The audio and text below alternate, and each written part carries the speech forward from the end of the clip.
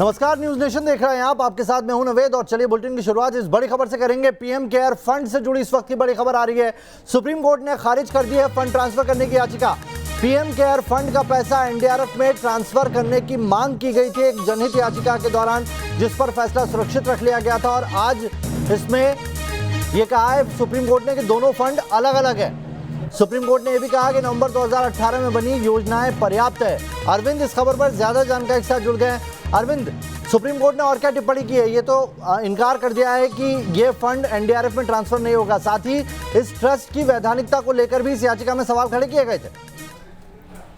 बिल्कुल, दरअसल supreme court में याचिका दायर की गई थी, वो सीपीआईएल एनजीओ है उसकी तरफ से दायर की गई थी। प्रशांत भूषण ने पैरवी की थी और याचिका में आरोप लगाया गया था कि जो पीएम केयर्स फंड है उसमें पारदर्शिता का अभाव है, कैग उसका ऑडिट नहीं कर सकता और ऐसी सूरत में पीएम केयर्स फंड में जो पैसा जमा हुआ है उसे एनडीआरएफ फंड में ट्रांसफर किया जाना चाहिए।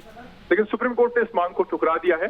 कोर्ट ने माना कि पीएम केयर्स फंड और एनडीआरएफ दोनों अलग अलग हैं। किसी शख्स पर या किसी कॉर्पोरेट पर कोई रोक नहीं है कि वो एनडीआरएफ फंड में पैसा जमा नहीं कर सकता।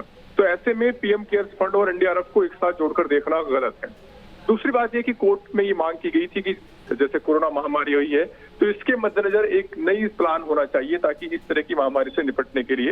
लेकिन कोर्ट ने कहा कि सरकार का जो प्लान है वो सफिशिएंट है, किसी नए प्लान की जरूरत नहीं है।